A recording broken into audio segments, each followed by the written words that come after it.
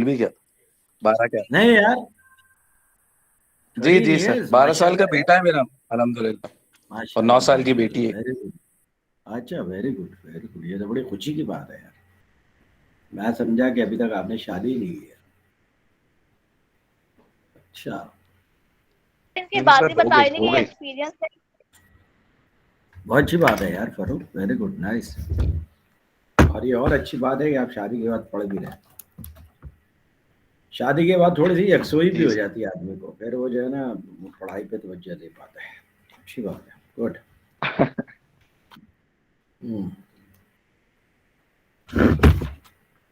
اچھا جناب.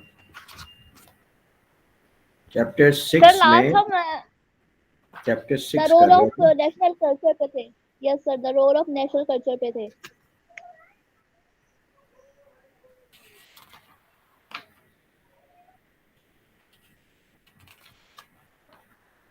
جی Hofstede study تو ہم نے ڈسکس کر لیا تھا.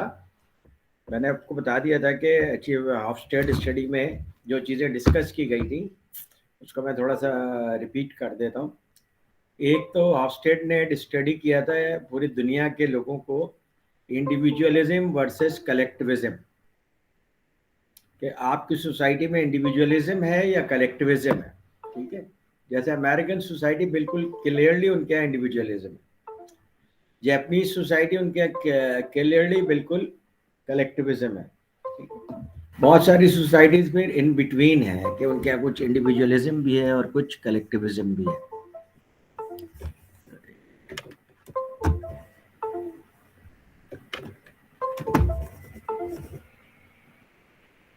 تو انڈیویجولزم کا مطلب ہوتا ہے جس میں انڈیویجول لوگ اپنے پرفارمنس کرتے ہیں, انڈیویجولی اپنے آپ کو شائن کرنے کی کوشش کرتے ہیں. تو ایسی سوسائٹی کو ہم کہتے ہیں کہ یہ ایک انڈیویجولزم والی سوسائٹی ہے. رائٹ. اور ویسے اور پھر دوسری جو سوسائٹی ہوتی ہے اس کو ہم کہتے ہیں کہ ان کے یہاں کلیکٹیوزم ہے, جس میں لوگ مل جل کر کام کرتے ہیں, ایک دوسرے کو سپورٹ کرتے ہیں. وی ول سے کہ ان کے یہاں کلیکٹیوزم ہے. جیسے پاکستان میں کلیکٹیوزم ہے. آپ کے بہت سارے جو ڈیسیژنز ہوتے ہیں وہ آپ کے فادر لیتے ہیں, آپ کے بڑے لیتے ہیں, اور آپ کو فیملی نارمس کو فالو کرنا پڑتا ہے. تو جنرلی پاکستان میں کلیکٹیوزم ہے, لیکن انڈیویجولزم کا بھی کلچر ہے. انڈیویجول کوئی برائٹ بھی نکلتے ہیں, لیکن جب کوئی اس طرح سے کوئی انڈیویجول نکلتا ہے تو اس کو سوسائٹی کیا کہتی ہے کہ ریبیلیس ہے, کہ باغی ہے, کہ سوسائٹل نارم کو فالو نہیں کر رہا بلکہ وہ اپنے لحاظ سے چل رہے.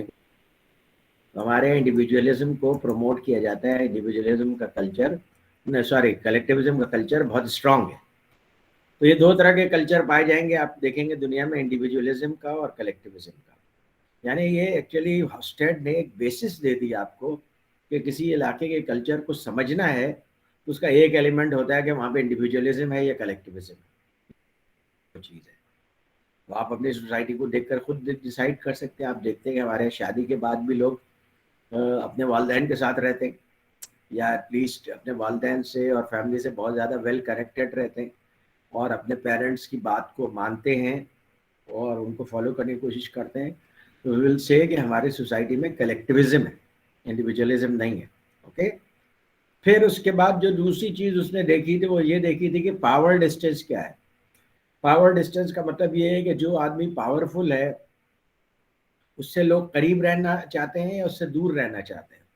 تو ہمارے یہاں پاورفل آدمی سے بہت زیادہ ڈسٹینس کر کے لوگ رہتے ہیں, اس کو کیا کہتے ہیں سر کہہ کے مخاطب کرتے ہیں, اس کے پاؤں چھوتے ہیں. تو یہ کیا ہے, ہمارا پاور ڈسٹینس بہت زیادہ ہے. پاورفل آدمی کو ہم بہت زیادہ عزت دیتے ہیں, بہت زیادہ ریگارڈ کرتے ہیں, ادب آداب سے بات کرتے ہیں, اس سے کوئی فالتو بات نہیں کرتے.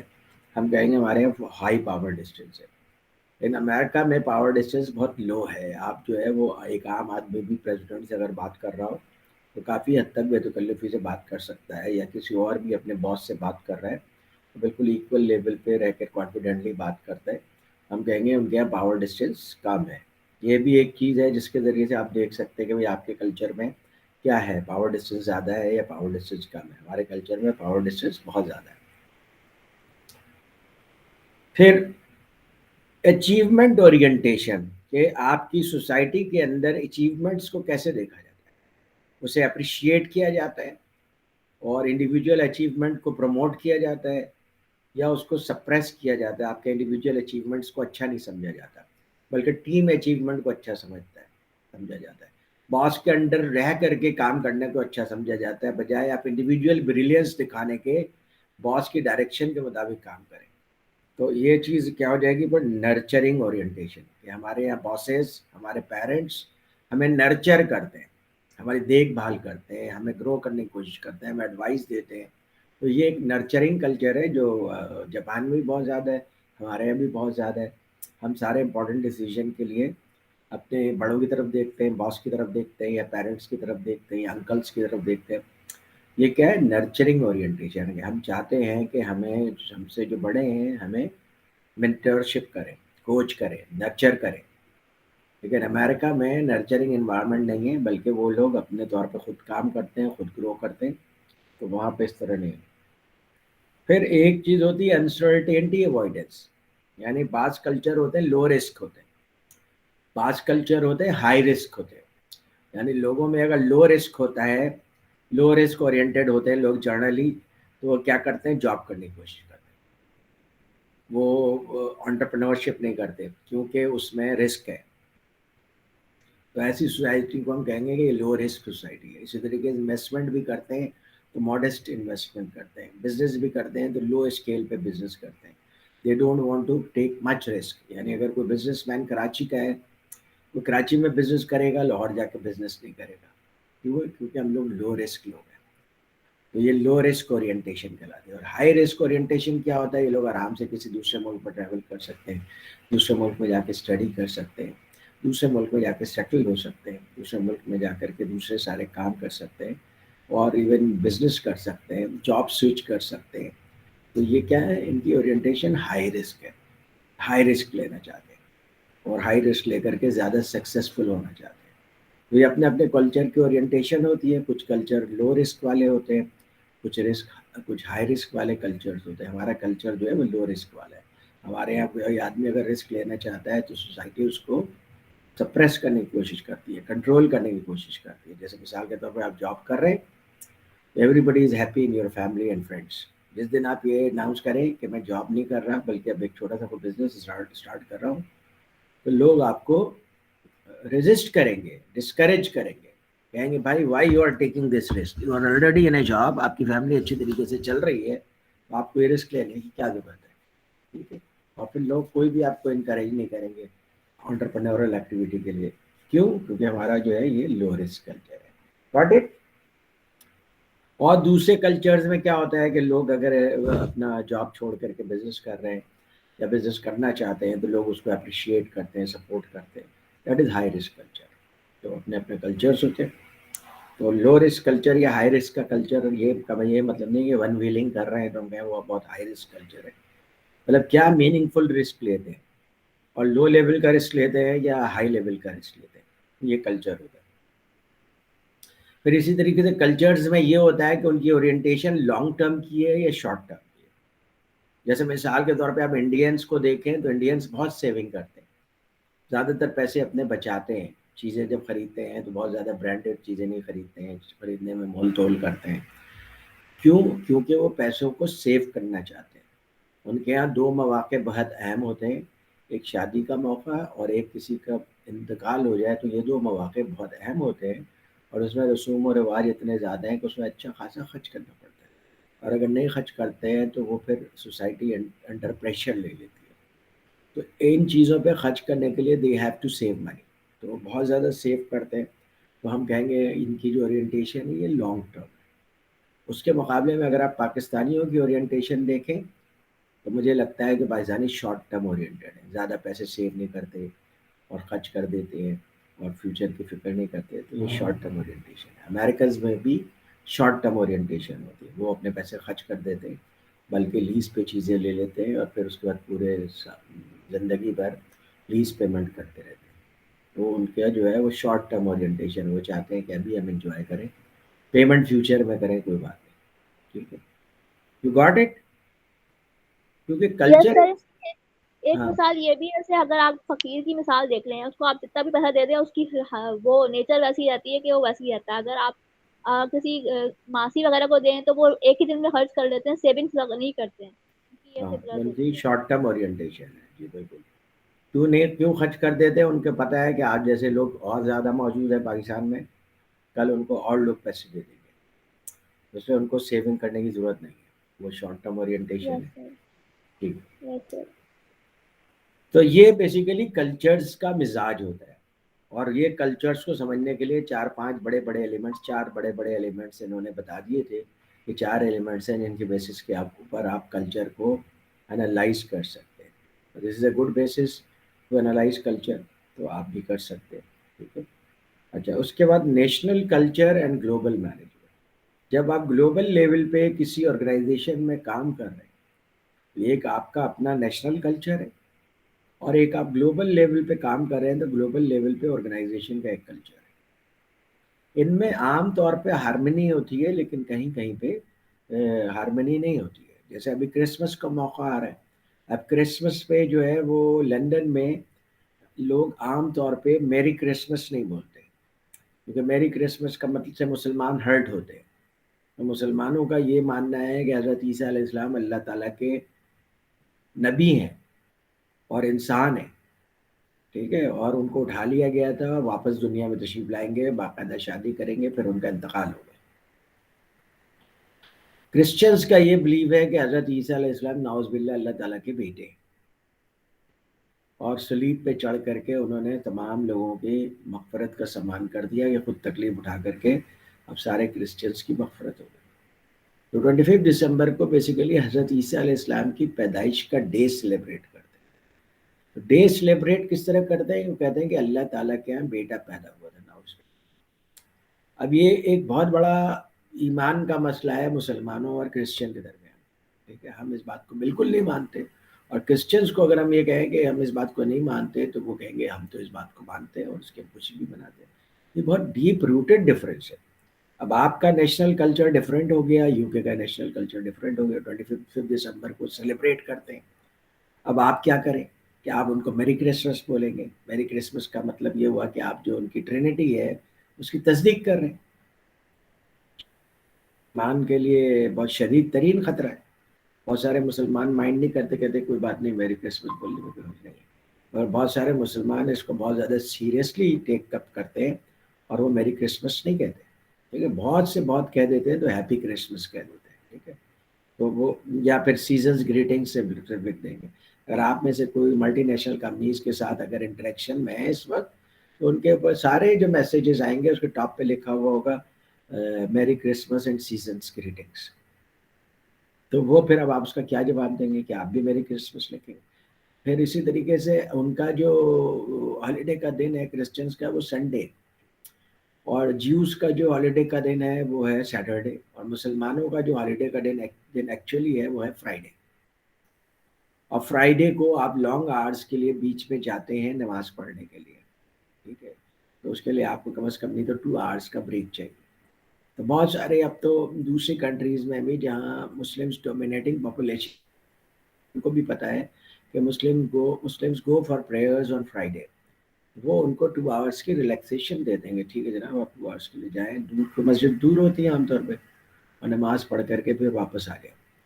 तो ये इस वजह से कि अब लोग एक दूसरे को एकोमोडेट कर रहे हैं। वहाँ पे बहुत सारे चर्चेज़ ऐसे हैं जिन्होंने मुसलमानों को अलाउ किया है कि यहाँ पे चूँकि क्रिश्चियंस बहुत कम आते हैं, तो आप लोग अपने फ्राइडे प्रेयर्स यहाँ पे कर लिया करें।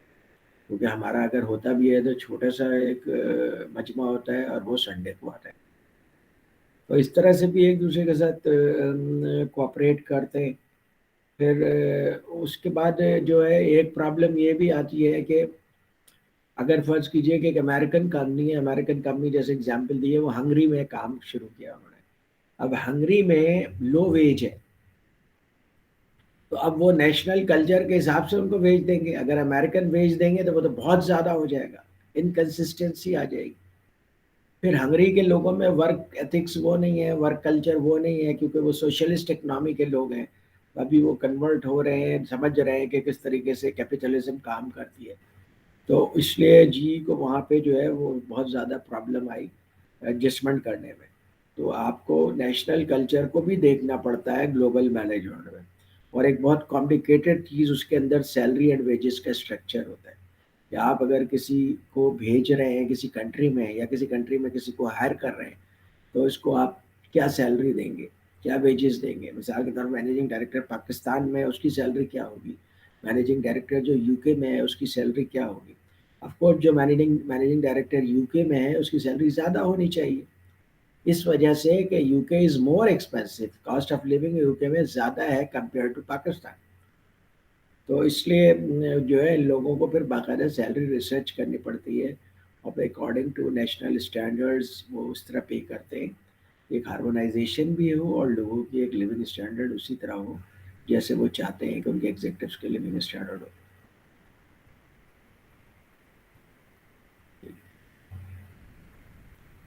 تو اب جو ہے وہ اب جو ہے مثال کے طور پہ جب میں جاتا تھا باہر تو باہر جا کر کے اب مجھے جو پرابلم آتی تھی کہ وہ آتی تھی کہ حلال فوڈ کی پرابلم آتی تھی. چائنا میں تو حلال فوڈ ابھی بھی نہیں سمجھتے, ٹھیک ہے. سنگاپور میں تو حلال فوڈ سمجھتے ہیں, بلکہ انہوں نے اب تو یہ کر دیا ہے کہ زیادہ تر میکڈونلڈز اور کے ایف سی میں حلال میٹ ہی ہوتا ہے, کیونکہ سنگاپور بہت زیادہ ملٹی کلچرل ہے اور سنگاپور میں سارے فیسٹیول سیلیبریٹ کیے جاتے ہیں. چائنیز فیسٹیولز بھی سیلیبریٹ کیا جاتا ہے, اسلامک فیسٹیول بھی سیلیبریٹ کیا جاتا ہے, انڈیا ہندو فیسٹیولز بھی سیلیبریٹ کیے جاتے ہیں. وہ بہت زیادہ ملٹی ایتھنک اور ملٹی کلچرل ہے. وہاں پہ لٹل انڈیا بھی ہے اور چائنا ٹاؤن بھی ہے, ٹھیک ہے, اور مصطفیٰ بھی ہے جہاں پہ بہت بڑا شاپنگ مال ہے. تو اس طرح سے وہاں پہ کلچرل بہت زیادہ ایک دوسرے کے ساتھ ریلیشنز بہت اچھے ہیں. تو جس نے مسجد میں جانا ہے وہ مسجد میں جا سکتا ہے, جس نے چرچ میں جانا ہے, جس نے سیناگوگ میں جانا ہے, اور جس نے مندر میں جانا ہے, تو سب کے لیے آپشنز ہیں. تو وہ ایک بہت ہی زیادہ ٹالرنٹ سوسائٹی ہے. تو وہاں پہ پھر دیکھیں بہت ساری کنٹریز ہیں جن میں بہت ساری چیزوں کے بارے میں نہیں پتا ہے. وہ حلال جو یہ سمجھتے ہیں کہ یہ لوگ سور نہیں کھاتے, ٹھیک ہے, باقی باتیں نہیں سمجھتے. تو اس کے بعد پھر چائنا میں جب میں گیا تھا, بیجنگ گیا تھا, تو مجھے بہت بڑی پرابلم ہوئی تھی کھانے پینے کی. تو بڑی مشکل سے پھر میں نے انڈین ریسٹورینٹ ڈھونڈا جہاں وہ جو بیسیکلی ویجیٹیرین ریسٹورینٹ, اور تو وہاں سے پھر ہمارا گزارا ہو جاتا تھا ویجیٹیرین ریسٹورینٹ میں. لیکن سنگاپور میں آپ کو حلال بہت آسانی سے مل جاتا ہے, لندن میں آپ کو آسانی سے حلال مل جاتا ہے, امریکہ میں ڈپینڈ کرتا ہے کہ ویئر یو آر. تو اس لیے دیکھیے ہم لوگوں کی کمپنی, جیسے میں ایس کے پاکستان کا مینیجنگ ڈائریکٹر تھا, تو چونکہ وہ ایک ملٹی نیشنل کمپنی تھی تو ان کو پتا تھا کہ ہمارے مسلمس بھی کام کرتے ہیں اور دوسرے کلچر کے بھی لوگ کام کرتے ہیں, اور ایسے بھی ہیں جو ویگن ویجیٹیرین ہیں. تو وہ کیا, ہمیں جس ہوٹل میں سویڈن جاتا تھا اسٹاک ہوم میں, تو ایسے ہوٹل میں ٹھہراتے تھے جس کے قریب ہی واکنگ ڈسٹینس پہ ایک ہوٹل تاج تھا جو ایک انڈین چلاتا تھا. He was a nice gentleman, اور اس کو پتا تھا کہ حلال کیا ہوتا ہے اور اس کے مطابق بنا کر دیتا تھا. تو وہ ان چیزوں کا خیال رکھتے ہیں, ٹھیک ہے. اسی طریقے سے جب بھی میں ان کنٹریز میں جاتا تھا تو وہ اپنے ظاہر سارے آئٹمس رکھتے تھے, لیکن ایک فش کا آئٹم اور ویجیٹیبل کا آئٹم ضرور رکھتے تھے تاکہ ہمارے جیسے مسلمانوں کا گزارا ہو جائے اور انڈین جو ویگن ہے یا ویجیٹیرین ہے ان کا بھی گزارا ہو جائے. اسی طریقے سے جب آپ ملٹی کلچرل انوائرمنٹ میں میٹنگ کر رہے ہیں, شام میں آپ کی نیٹ ورک پارٹی, اور نیٹ ورکنگ کہتے ہیں اس میں, نیٹ ورکنگ ڈنر, کیونکہ آپ سب سے انٹریکشن کرتے ہیں, آئیڈیاز لیتے ہیں, بہت فروٹفل ہوتا ہے. تو وہ تقریباً 4 آورس کا چلتا ہے. 4 آورس کا چلتا ہے. اس دوران وہ شراب پیتے ہیں. گورے تو شراب پینے میں احتیاط کرتے ہیں, اتنا زیادہ نہیں پیتے ہیں, ان کو اپنی لمٹ کا پتہ ہوتا ہے, لمٹ کراس نہیں کرتے. اور کیونکہ ایک آدمی کو پتہ ہوتا ہے کہ میں اتنی شراب پیوں گا تو کنٹرول میں رہوں گا, اس کے بعد پیوں گا تو آؤٹ آف کنٹرول ہو جائے. لیکن بہت سارے دوسرے کلچر کے لوگ, ان کو فری کی شراب ملتی ہے تو وہ پیتے ہی چلے جاتے ہیں. تو پھر اس کے بعد تو یہ بیسیکلی جو پارٹی کی جاتی ہے وہ آفس کی طرف سے ہوتی ہے. Office pays for it, organisation pays for it. Organisation کو اس سے گین کیا ہوتا ہے کہ لوگ ایک دوسرے کے آئیڈیاز کو سمجھتے ہیں, ایک دوسرے کے قریب آتے ہیں. تو اب 4 گھنٹے کی اس پارٹی میں جب لوگ بیئر پی رہے ہیں یا وائن پی رہے ہیں, تو میں کیا کرتا تھا, ڈائٹ پیپسی پیتا رہتا تھا, ٹھیک ہے, وہ بھی کتنا پیتا پھر. تو لیکن یہ کہ ظاہر ہے کہ جب آپ ملٹی کلچرل انوائرمنٹ میں ہیں تو آپ کو یہ سب چیزیں سمجھنی بھی ہیں اور دیکھنی بھی ہیں. ٹھیک. میں ایک دفعہ لندن میں ایک مندر میں بھی گیا, ٹھیک ہے, اور میں نے دیکھا کہ وہاں پہ کیا ہو رہا ہے, کس طرح کا ہو رہا ہے.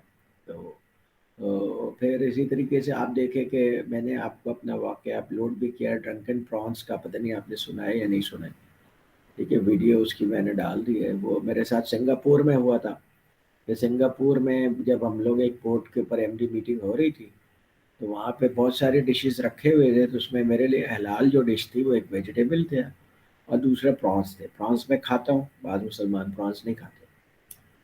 تو پرانس بڑے بڑے بڑے پرانس تھے، جمبو پرانس تھے، تو میں نے 3 4 پرانس کھا لیا، میرا پیٹ اچھی طریقے سے بھر گیا. اگلے دن مجھے سنگاپور کا مینیجنگ ڈائریکٹر کہہ رہا تھا تم کیا کھا رہے تھے؟ میں نے کہا میں پرانس کھا رہا تھا.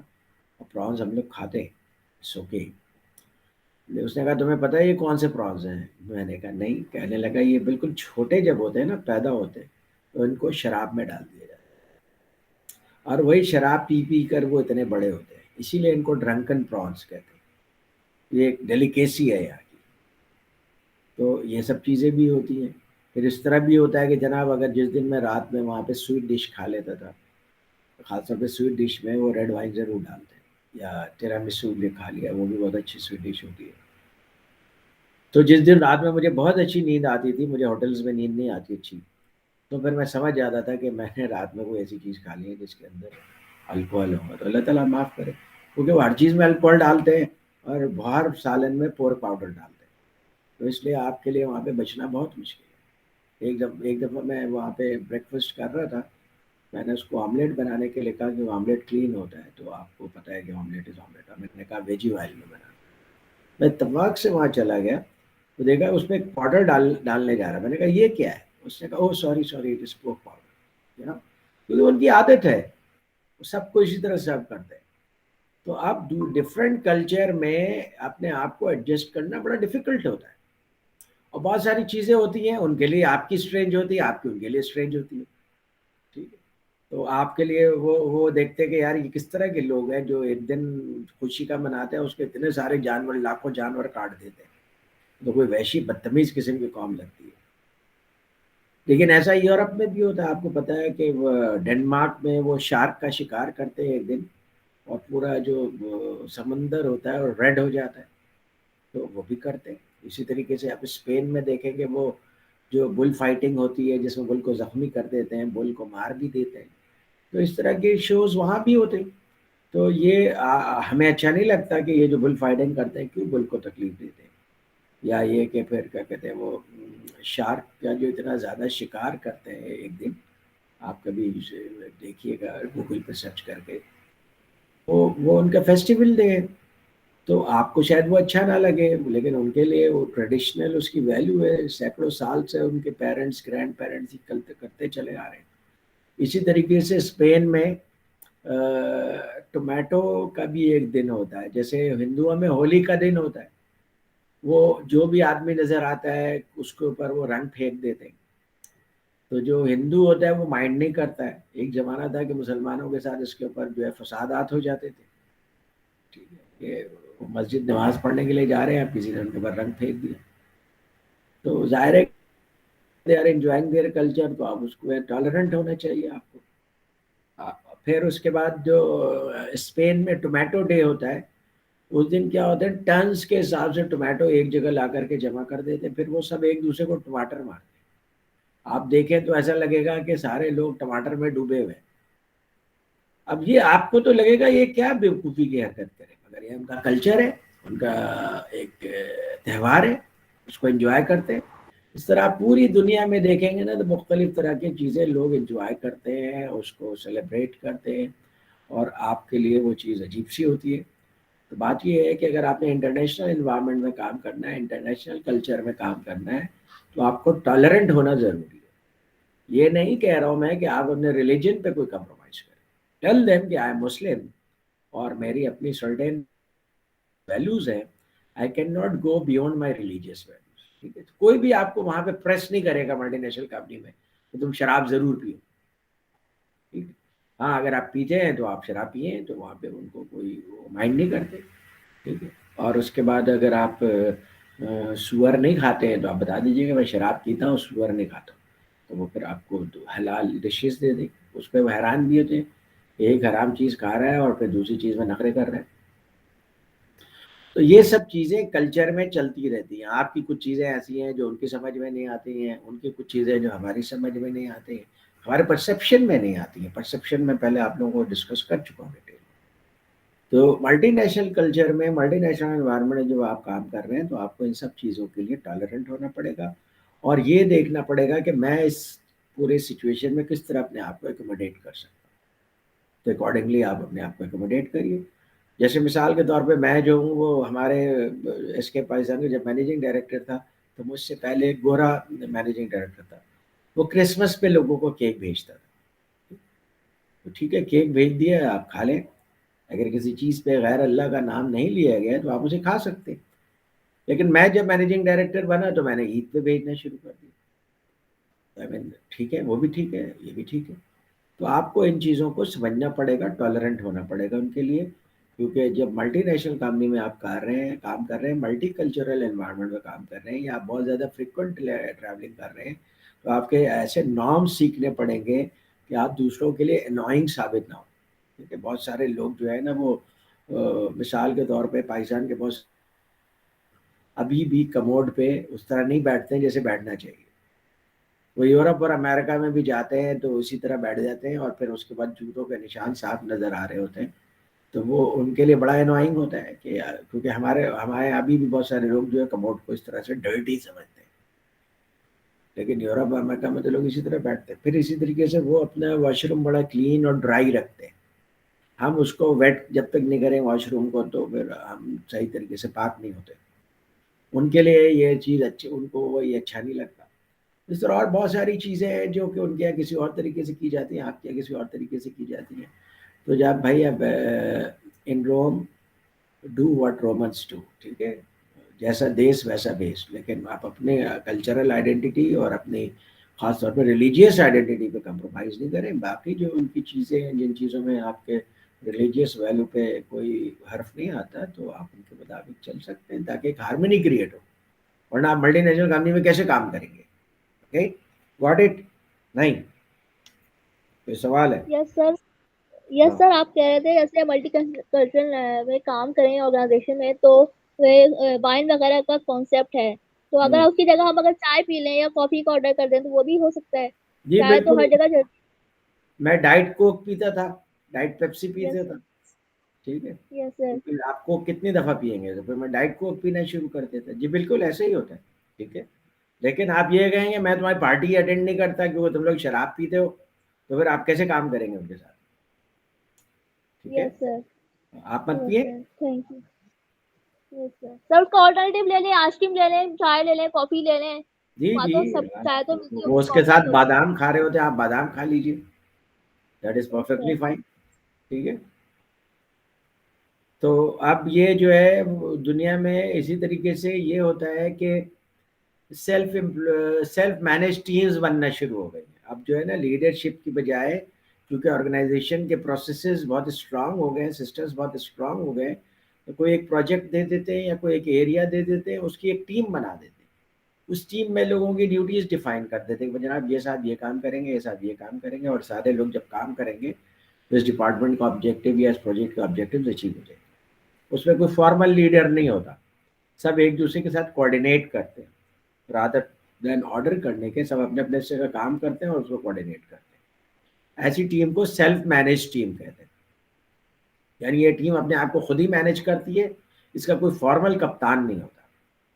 جیسے آپ نے دیکھا ہوگا کہ یہ جو ڈبلز کھیلتے ہیں اس میں, ٹیبل ٹینس میں یا بیڈمنٹن میں یا دوسرے گیمز ہیں, تو بیسیکلی دو کھلاڑی ہوتے ہیں جو ایک سائڈ پہ ہوتے ہیں, دو کھلاڑی دوسرے سائڈ پہ ہوتے ہیں, لیکن ان دونوں کھلاڑیوں میں کوئی کپتان نہیں ہوتا. یہ سیلف مینج ٹیم ہوتی ہے. ان کو پتہ ہے کہ کب میں نے شاٹ کھیلنا ہے, تو دوسرے کو بھی پتہ ہے کب میں نے شاٹ کھیلنا ہے. تو دونوں اپنی ایکسپرٹیز یوز کر رہے ہوتے ہیں, اس لیے کسی کو اس میں کپتان ہونے کی خاص ضرورت نہیں ہے. ہاں, وہ میچ سے پہلے یا میچ کے درمیان اگر تھوڑا سا بریف پاز آتا ہے تو ایک دوسرے سے ڈسکس کر سکتے ہیں کہ بھائی ہم اس کو کس طرح سے مینج کر رہے ہیں, کیا کریں. کوئی کسی کو باس نہیں ہوتا.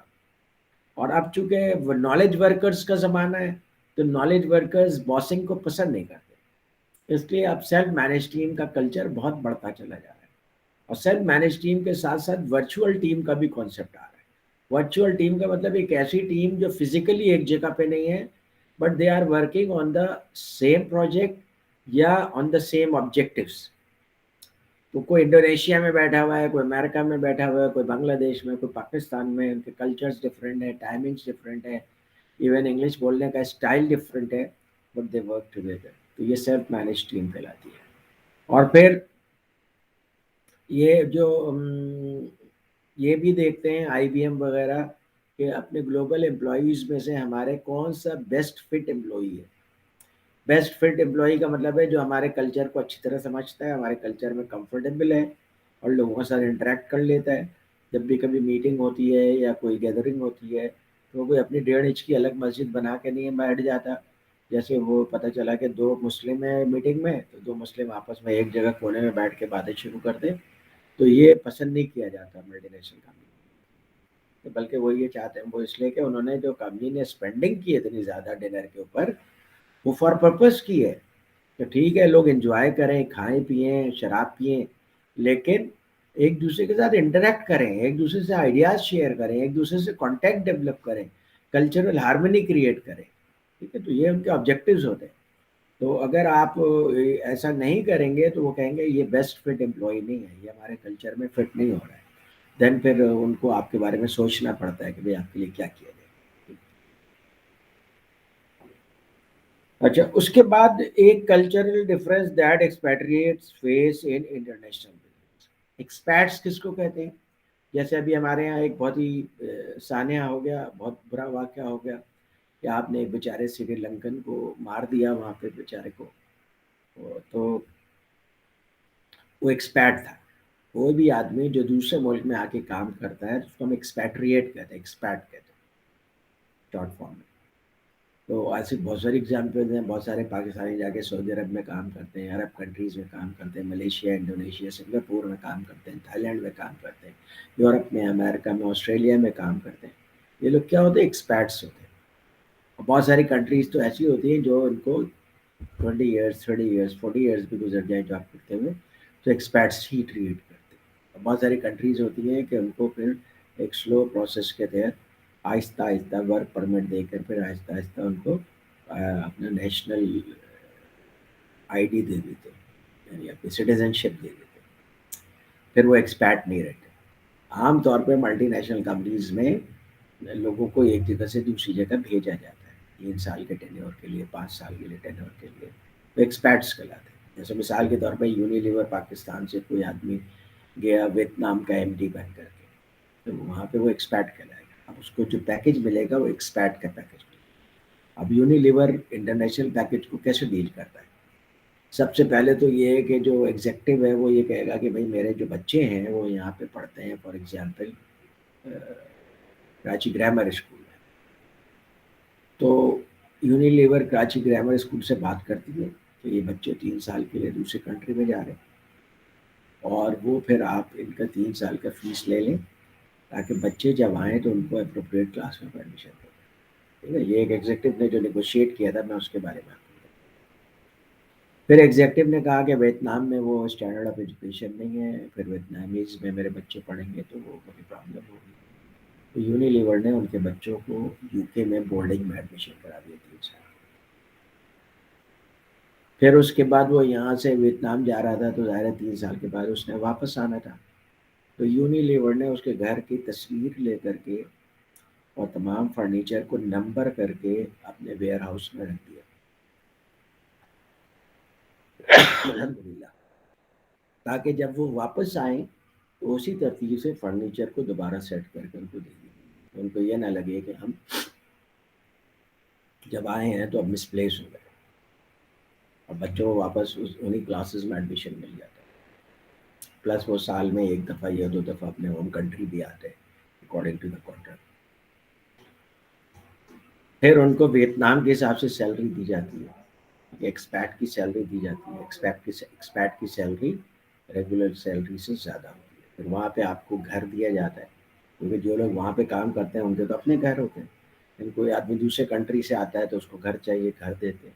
सिक्योरिटी की ज़रूरत होती है तो सिक्योरिटी देते हैं, गाड़ी की ज़रूरत होती है तो गाड़ी देते हैं, ड्राइवर की ज़रूरत होती है तो ड्राइवर देते हैं। تو یہ ساری چیزیں نیگوشیٹ کر کے ہیومن ریسورس سے کوئی اچھی ملٹی نیشنل کمپنی میں پھر آپ ایک کنٹری سے دوسری کنٹری میں جاتے ہیں۔ اس کے باوجود بھی فیملیز کو ایشوز آتے ہیں۔ سب سے پہلا ایشو تو یہ آتا ہے کہ کلچرل شاک آتا ہے۔ یہاں پہ آپ کے بچے ایک کلچر میں کمفرٹیبل ہیں، آپ کی وائف ایک کلچر میں کمفرٹیبل ہے، اچانک آپ دوسرے کلچر میں چلے، ان لوگوں کے کام کرنے کے، کھانے پینے کے طریقے ہیں، ان کے جو فیسٹیولز ہیں وہ ڈفرینٹ ہیں، اور یہاں پہ آپ کی بیگم کا ایک سرکل ہے جو ان کے ساتھ کافی پینے جاتی ہیں کافی شاپ میں، یا شاپنگ کرنے جاتی ہیں، یا شام میں کلب میں ملتی ہیں، تو آپ کی وائف کی ایک سوشل لائف ہے، وہاں پہ وہ سوشل لائف جو ہے ان کو ختم ہو جاتی ہے یا کم ہو جاتی ہے، تو پھر وہ ان کو ایک کلچرل کورس کرایا جاتا ہے خواتین کو اور بچوں کو۔ جناب آپ جس کنٹری میں جا رہے ہیں، فار ایگزامپل چائنا میں جا رہے ہیں، وہاں کے نارمس کیا ہیں، وہاں پہ قریب میں آپ کو سوئمنگ پول کہاں ملے گا، جم کہاں ملے گا، اس کے ممبر شپ لینے کا کیا طریقہ ہے، اور ممبر شپ لے کر دیتے ہیں۔ اور پھر آپ کن کلبز میں چلے جائیں گے تو آپ کو امریکن، پاکستانی، انڈینس مل جائیں گے، آپ کو پاکستانی ریسٹورنٹس کی طرح، انڈین ریسٹورنٹس کی طرح، یہ سب باقاعدہ ان کو ایک کلچرل اویئرنیس کا کورس کرایا جاتا ہے۔ پھر ان کے لیے جو ہے وہ وہاں پہ جانا لیس پینفل، وجہ اس کی ہے کہ آپ کو شاید یہ لگ رہا ہو کہ ملٹی نیشنل زیادہ پیمپر کر رہی ہے، زیادہ پیمپر نہیں کر رہی ہے، وجہ اس کی ہے کہ بچے جب ایک کلچر سے دوسرے کلچر میں جاتے ہیں وہاں کی چیزیں سیکھنا شروع، پہلے ان کو ایڈجسٹمنٹ کا پرابلم ہوتا ہے، جب ایڈجسٹ ہو جاتے ہیں تو وہاں کی چیزیں سیکھنا شروع کر دیتے ہیں، بچے اس میں فاسٹ ہوتے ہیں، اور جب وہ ایڈجسٹ ہونے لگ جاتے ہیں وہاں کے کلچر سے تو پھر ایکسپیکٹ کے واپس آنے کا ٹائم ہو جاتا ہے۔ جب وہ واپس آتا ہے تو ان کو پھر اپنے کلچر میں، پرانے والے کلچر میں ری ایڈجسٹ کرنا پڑتا ہے۔ اس میں ان کے کلاس فیلوز ان کا مذاق بھی اڑا سکتے ہیں کہ تم یہ کیا باتیں کر رہے ہو، یا یہ کیا کہہ رہے ہو، یہ کیا کر رہے ہو، تو ان کے لیے یہ تھوڑا سا کانفیڈینس شیک بھی ہو سکتا ہے، یہ ایک سائیکولوجیکل ایشو بھی بن سکتا ہے۔ اس لیے کلچر کو بہت سیریسلی لیا جاتا ہے، اور ملٹی نیشنل کمپنی جب بھی اپنے کسی ایگزیکٹو کو، ایکسپیرٹس کو دوسرے کنٹری میں بھیجتے ہیں تو جتنی زیادہ اس کو لیس پینفل کر سکتے ہیں کرتے ہیں، اور جتنے زیادہ پراپر ارینجمنٹس کر سکتے ہیں اس کے لیے وہ پراپر ارینجمنٹ کرتے ہیں۔ اب جیسے جو اس میں آپ نے بک میں ایگزامپل دی ہے کہ جو آپ وغیرہ کھاتے ہیں تو امریکہ میں جس پارٹ سے اسٹیک بنتا ہے وہ پارٹ کچھ اور ہے، اور یو کے میں جس پارٹ سے اسٹیک بناتے ہیں وہ پارٹ کچھ اور ہے بیف کا۔ اب یہ بات آپ کو بڑی عجیب لگے گی، لیکن جو لوگ اسٹیکس کا شوق رکھتے ہیں اور اسٹیکس کے بارے میں بڑے پرٹیکولر ہیں، دوسرے کنٹری میں بھی چلے جائیں گے تو وہ وہی ویسے ہی بیف ڈھونڈیں گے جیسا کہ انہیں چاہیے۔ یہ تو صرف ایک بیف کی ایگزامپل ہے، ویجیٹیبل کی ایگزامپل ہے، ڈریسز کی ایگزامپل ہے، ان کے پرفیومس کی ایگزامپل ہے، ان کی ڈیلی یوز کی چیزوں کی ایگزامپل ہے۔ تو اس طرح سے جو ایڈجسٹمنٹ ہوتی ہے نا وہ بہت زیادہ ہوتی ہے۔ جب بھی کینیڈا امیگریشن میں آپ کے کوئی لوگ جاتے ہیں، دوست جاتے ہیں، تو سب سے پہلی چیز کینیڈین گورنمنٹ کیا دیتی ہے آپ کو؟ کینیڈین کلچر کے اوپر ایک کتاب، تاکہ آپ سمجھ سکیں آپ جہاں جا رہے ہیں وہاں کیا چیزیں نارمل ہیں، وہ نیو نارمل ہے۔ آپ کے یہاں وہ چیزیں نارمل نہیں ہیں، بہت بری سمجھی جاتی ہوں گی، یا ان چیزوں کا کوئی تصور ہی نہیں ہوتا ہوگا، وہاں پہ بہت نارمل ہے۔ امریکہ میں ایسی کئی یونیورسٹیز ہیں جہاں پہ جس دن گریجویشن ہوتی ہے تو پورے جو اسٹوڈنٹس ہوتے ہیں وہ پورے روڈز کے اوپر ننگے پریڈ کرتے ہیں۔ آپ کے لیے تو بڑی اب نارمل بات ہے، بٹ اگر آپ وہاں جا رہے ہیں اور آپ جا کر کے وہاں پہ رہنا چاہتے ہیں تو آپ کو اس کے اوپر ایکسیپٹ کرنا پڑے گا کہ بھائی یہ ایسا بھی کرتے ہیں، یا اور دوسری ایسی چیزیں جو کہ آپ کو بظاہر اسٹوپڈ لگتی ہیں، but they do that. Okay, سمجھ میں آئی بات؟ یس سر، سر یہ ٹاپک کافی انٹرسٹنگ ہے۔ کیا؟ ہاں ہاں، حقیقت بات ہے۔ تو کلچر بہت انٹرسٹنگ ہے اور کلچر بہت چیلنجنگ بھی ہے، تو آپ کو یہ سمجھنا پڑے گا کہ بھائی کس طریقے سے آپ دوسرے کلچر میں ایڈجسٹ ہو سکتے ہیں، سمجھا؟ اور یہ اتنا ایزی نہیں ہے کہ آپ کہیں گے میں کینیڈا جاؤں گا ایڈجسٹ ہو جاؤں گا، آپ کو اتنے کلچرل شاکس لگیں گے کہ 6 مہینے تک تو کوئی آدمی اکیلا جاتا ہے نا تو وہ اپنے کمرے میں آ کر چھپ چھپ کر روتا رہتا ہے یا उसको घर की चीज़ें याद आती है, घर का खाना याद आता है, चाय याद आती है, अम्मा याद आती हैं, दोस्त याद आते हैं। 6 मंथ्स के बाद फिर वो आहिस्ता आहिस्ता वहाँ पे एडजस्ट होना शुरू होता है। और जो लोग 6 मंथ्स में एडजस्ट नहीं हो पाते हैं, दे कम बैक। तो देयर आर एग्जाम्पल्स, मेरे दोस्तों में एग्जाम्पल मौजूद है जो अमेरिका गए, कनाडा गए, लेकिन वो विद इन 6 मंथ्स वापस आ गए, क्योंकि उनका वहाँ पे कल्चरल एडजस्टमेंट नहीं हो सकता। Cultural adjustment is a great challenge, ये कोई मामूली बात नहीं है, ठीक है। इसलिए मैंने आपको यूनिलीवर की एग्जाम्पल दी कि किस तरीके से उन्होंने अपने एग्जेक्टिव्स के लिए सारी चीज़ें सेटल की, to make it less painful for that executive and his family. चलो एग्जेक्टिव तो उनका एम्प्लॉई है, तो उसको तो कहेंगे भाई तुम वियतनाम चले जाओ, तो चला गया, लेकिन उसकी फैमिली की क्या गलती है? फैमिली भी तो साथ में सफ़र करती है ना। इसलिए मल्टीनेशनल जो अच्छी कंपनीज होती है वो इन सब चीज़ों का टेक केयर करती है। अच्छा, डिसीजन मेकिंग। लाइफ में आप डिसीजंस लेते हैं, और आप जब मेरी तरह से इस एज को पहुंच जाएंगे तो you will be what you are made up of your decisions. Whatever decisions you took in the past, वही चीज़ें आपको आगे, जैसे आपने पीजीडी करने का डिसीजन लिया, ठीक है, एक डिसीजन है जिससे आपको, इसलिए डिसीजन लिया है कि आप समझते हैं कि इससे आपको फ्यूचर में ज़्यादा बेहतरी मिल जाएगी। This is a decision. इसी तरीके से आप लाइफ में और दूसरे बहुत सारे डिसीजन लेते हैं। तो डिसीजन मेकिंग के सिलसिले में एक चीज़ याद रखिएगा कि एक आपकी routine decision making, routine decision making is easier and less painful, or decision making is painful, decision making is stressful। क्योंकि जब आप किसी चीज के बारे में डिसीजन लेते हैं तो बेसिकली आप कई ऑप्शंस में से एक ऑप्शन सेलेक्ट करते हैं और बाकी ऑप्शंस को आप फोरगो करते हैं, इस उम्मीद के ऊपर कि जो मैंने डिसीजन लिया है या ये बेस्ट डिसीजन है।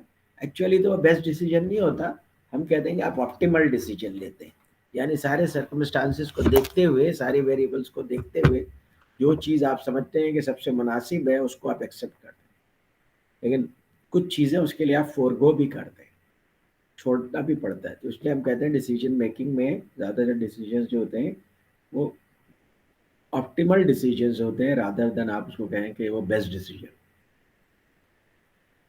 और जो रूटीन डिसीजंस होते हैं, जो नॉर्मल डिसीजंस होते हैं, वो आसान होते हैं। जैसे मिसाल के तौर पे आपने टिश्यू पेपर का बॉक्स खरीदना है, it is an easy decision. आप मार्केट में जाते हैं, आपको फे ब्रांड पसंद है, आप फे ब्रांड खरीद लेते हैं। जिस दिन आप जाते हैं फे ब्रांड नज़र नहीं आता तो ये आपके लिए बहुत बड़ी प्रॉब्लम नहीं है, आप फिर कोई दूसरा ब्रांड ले लेते हैं, क्योंकि ये एक लो रिस्क डिसीजन है, इसमें कम पैसे इन्वॉल्व है और आपको पता है कि दूसरा टिश्यू पेपर भी ठीक ही निकलेगा, इससे भी मेरा काम हो जाएगा। तो routine decisions are not painful और वेरी लेस पेनफुल। जो नॉन रूटीन डिसीजंस होते हैं, जो इनफ्रीक्वेंट डिसीजंस होते हैं, वो ज़्यादा कॉस्टली हो सकते हैं और ज़्यादा कंसर्निंग हो सकते हैं और उसके ऊपर आप ज़्यादा टाइम लगा सकते हैं। नॉन रूटीन डिसीजंस क्या होते हैं? जो आप कभी कभी लेते हैं, इनफ्रीक्वेंट लेते हैं। जैसे शादी का डिसीजन आप जिंदगी में सिर्फ एक दफ़ा लेते हैं, एक नॉन रूटीन डिसीजन है, इनफ्रीक्वेंट डिसीजन है। और फिर सबसे बड़ी बात यह है कि इरिवर्सिबल डिसीजन। एक दफ़ा आपने ये डिसीजन ले लिया, इसको रिवर्स करने में यू विल गो थ्रू, खुदा ना खास्ता अगर आप कहते नहीं ये मैंने गलत डिसीजन ले लिया, मुझे इसको रिवर्ट करना है, तो you and your family and your spouse and your children will go through lot of pens and misery. ठीक है, तो ये इतना आसान नहीं होता। इसलिए आप क्या करते हैं कि बाज़ डिसीजंस लाइफ में ऐसे होते हैं कि जिनको आप लेने के बाद फील करते हैं कि मैंने इतना अच्छा डिसीजन नहीं लिया है, but you stick with that decision, क्योंकि उसमें वापस रिवर्स करने के चार्जेस, जो कॉस्ट होती है वो बहुत ज़्यादा होती है। बिजनेस में भी ऐसा ही होता है। एक दफ़ा आपने डिसाइड कर लिया कि जनाब इस तरफ हमने एक्सपैंड करना है, अब एक्सपेंशन का काम शुरू हो गया, एंड देन यू रियलाइज के यार ये मैं सही नहीं कर रहा हूँ, इसका रिटर्न इतना ज़्यादा नहीं होगा, रिवर्ट करने में आपके बहुत सारे पैसे लूज हो जाएंगे। बट यहाँ पे आपको एक डिसीजन लेना है, डिसीजन ये लेना है कि अभी मैं रिवर्ट करके ये लॉस बर्दाश्त कर लूँ या फिर मज़ीद उसके ऊपर स्पेंडिंग करूँ और फिर बहुत सारा लॉस बर्दाश्त करूँ। रिस्क ज़्यादा है उसके अंदर। इसको कहते हैं throwing good money behind bad money. یعنی ایک تو پیسہ آپ کا ڈوب ہی چکا ہے, اب اس کو ریکور کرنے کے لیے آپ مزید پیسہ پھینکیں. This is a decision you take in business کہ مجھے کرنا چاہیے یا نہیں کرنا چاہیے. وہ ڈیسیژن جو irreversible ہوتے ہیں وہ زیادہ رسکی ہوتے ہیں, اور زیادہ اگر آپ اس کو ریورٹ کرنا چاہیں تو پینفل ہوتے ہیں. بزنس میں, پرسنل لائف میں, سوشل لائف میں, اپنے امپلائمنٹ میں, یہ سب چیزیں جو ہیں, جیسے مثال کے طور پر ایک جگہ آپ جاب کر رہے ہیں, اچھی جاب ہے, مناسب جاب ہے, اب آپ کو اس سے بہتر کہیں سے آفر آتی ہے, تو آپ you are taking a risk. ٹھیک ہے, اگر خدا نہ خواستہ وہاں پہ آپ ایڈجسٹ نہیں ہو سکے, وہاں پہ آپ فائر ہو گئے اور پرانی کمپنی میں بھی واپس نہیں جا سکے, پھر کیا کہیں گے کہ آئی ٹوک اے بیڈ ڈیسیژن. لیکن جس وقت آپ یہ کہیں گے اس وقت آپ بیسیکلی اس کی کاسٹ بیئر کر رہے ہوں گے, اس کے ریپرکشنز کو فیس کر رہے ہوں گے. اب you can not revert that. تو جو ڈیسیجنس زیادہ ویلیو کے ہوتے ہیں, زیادہ رسک کے ہوتے ہیں, irreversible ہوتے ہیں, انفریکوینٹ ہوتے ہیں, ان ڈیسیجنز میں زیادہ ٹائم لگانا چاہیے, زیادہ سوچ سمجھ کے ان ڈیسیجنس کو لینا چاہیے. جیسے آپ گھر خریدتے, اب گھر آپ لائف میں کتنی دفعہ خریدیں گے؟ اگر آپ ایک نارمل آدمی ہیں تو میں بھی 2 دفعہ 3 دفعہ خریدیں گے یا 1 دفعہ خریدیں گے. اس میں آپ کے کروڑوں روپے لگتے ہیں. آپ نے گھر خرید لیا, گھر خریدنے کے بعد آپ نے ریئلائز کیا, آپ کو پتہ چلا کہ آپ نے جس جگہ پہ گھر لیا ہے وہ نیچے بنا ہوا ہے, اور جب بارش ہوتی ہے تو سارا پانی اندر آ جاتا ہے اور گراؤنڈ فلور پہ رہنا مشکل ہو جاتا ہے. ابھی آپ نے ایک بہت بڑا ڈیسیجن لے لیا ہے جس میں اب آپ ریگریٹ کر رہے ہیں. آپ نے اس ریگریٹ کو کوگنیٹو ڈیزوننس کہتے ہیں. میں نے ڈیسیجن لیا اور اس کو ٹھیک نہیں ہے اور اس کی وجہ سے زیادہ پرابلم ہے. اب آپ اس ڈیسیجن سے نکلنا چاہیں گے نا تو you have to pay the cost, کیونکہ اول تو وہ گھر بکے گا نہیں. اگر بکے گا تو زیادہ پروبیبلٹی یہی ہے کہ اتنے پیسوں میں نہیں بکے گا جتنے پیسوں میں آپ نے خریدا. لیکن آپ یہ سوچتے ہیں کہ یا پھر یہ کریں آپ کے پورے گھر کو آپ توڑ کر کے دوبارہ سے بنائیں اور اس کو اونچا کر کے بنائیں, دیٹ ٹو از کاسٹلی. غلط ڈیسیجن کا آپ کو پھر پرائس پے کرنا پڑتا ہے. اور بہت سارے ڈیسیجنز ایسے ہوتے ہیں جس کو ایگزیکیوٹ کرنے کے بعد ہی پتہ چلتا ہے کہ میں نے صحیح ڈیسیجن لیا تھا یا نہیں لیا تھا. گھر پہ لینے میں آپ بہت سارے ڈیو ڈیلیجنس کریں گے, سب کچھ کریں گے, مشورے بھی کریں گے ریئل اسٹیٹ کے لوگوں سے, دوسرے لوگوں سے, but even then you can make a mistake. اسی طریقے سے آپ کوئی گاڑی خریدتے, تو گاڑی بھی ایک نارمل آدمی لائف میں کتنی دفعہ خریدتا ہے؟ 6 دفعہ, 8 دفعہ, 10 دفعہ خریدتا ہے, 4-5 سال بعد خریدتا ہے. تو یہ کوئی بہت فریکوینٹ ڈیسیجن نہیں ہے. اسی لیے آپ جب گاڑی خریدنے جاتے ہیں تو کسی میکینک سے بھی مشورہ کرتے ہیں, اپنے کسی فرینڈ سے بھی مشورہ کرتے ہیں جس کا گاڑیوں کا کام ہوتا ہے, اور پھر سوچ سمجھ کے گاڑی خریدتے ہیں. تو اکثر کبھی ایسا بھی ہوتا ہے کہ آپ کا ڈیسیجن اچھا ہوتا ہے, آپ خوش ہوتے ہیں کہ میں نے اچھی گاڑی خرید لی, اچھی پرائس میں خرید لی, اس کا انجن بھی اچھا ہے, اس کا انٹیریئر بھی اچھا ہے, ایکسٹیریئر بھی اچھا ہے, and I purchase it in a good price. But اس کا ریورس بھی ہو سکتا ہے, تو پھر آپ ریگریٹ کرتے ہیں. جب اگر آپ اس ڈیسیجن کو رول بیک کرنا چاہیں تو you have to pay the price, کیونکہ گاڑی کا کم پیسوں میں بکے گی. دین جو آپ نئی گاڑی خریدیں گے اس میں مزید پیسے لگانے پڑیں گے. That is the loss you suffer. تو یہ جو روٹین ڈیسیجن میکنگ ہوتے ہیں وہ ایزی ہوتے ہیں, اس کے درس کم ہوتا ہے. Naan routine decision making easy نہیں ہوتا ہے کیونکہ اس میں آپ کا تجربہ نہیں ہوتا. جب جس چیز میں آپ کا تجربہ نہیں ہوگا تو ظاہر ہے کہ وہ کام آپ اچھا نہیں کر سکتے.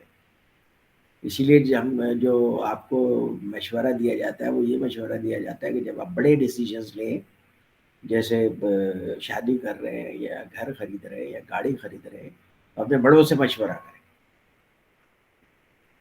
اس کا کم از کم ایک ایڈوانٹیج تو یہ ضرور ہوتا ہے کہ اگر وہ غلط بھی ہو جائے تو کوئی آپ کو رسوا نہیں کرے گا. اور یہی چیز, یہ جو میں آپ کو پرسنل لائف کے لحاظ سے بتا رہا ہوں, یہی چیز اپلیکیبل ہے بزنس میں بھی. بزنس میں آپ مینیجر ہیں تو بیسیکلی آپ ڈیسیجنز لیتے ہیں, بڑے بڑے ڈیسیجنز لیتے ہیں. بھائی یہ ڈیزل جنریٹر خریدنا ہے یا نہیں خریدنا ہے, یہ ایک بڑا ڈیسیجن. یہ بوائلر لگانا ہے یا نہیں لگانا ہے, یہ بڑا ڈیسیجن ہے, اس کے اندر کروڑوں روپے لگتے ہیں. اور آپ روزانہ یہ ڈیسیجن نہیں لیتے, کبھی کبھی یہ ڈیسیجن لیتے.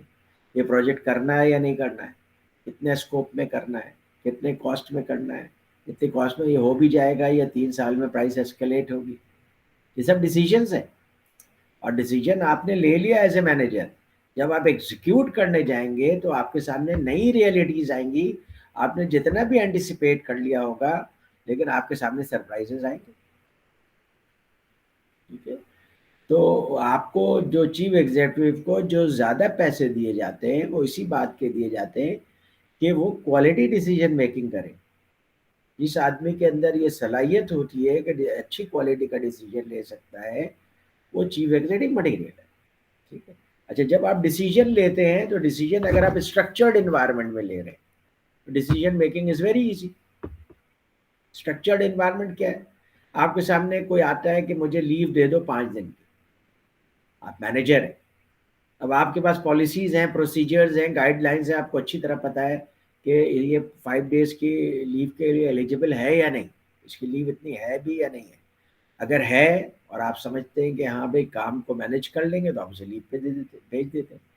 ہو سکتا ہے تھوڑی بہت پرابلم آ جائے اس کی جانے سے, بٹ یو کین مینیج. تو یہ روٹین ڈیسیجنز ہیں اکارڈنگ ٹو سسٹم ہے, اس کے اندر کوئی اتنی زیادہ کمپلیکسٹیز انوالو نہیں ہے.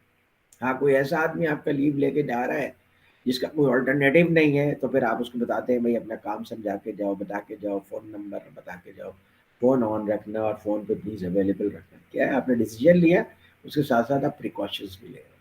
یہ ایک اسٹرکچرل ڈیسیجن ہے, یہ اکارڈنگ ٹو کمپنی پالیسی آپ ڈیسیجن لے رہے ہیں.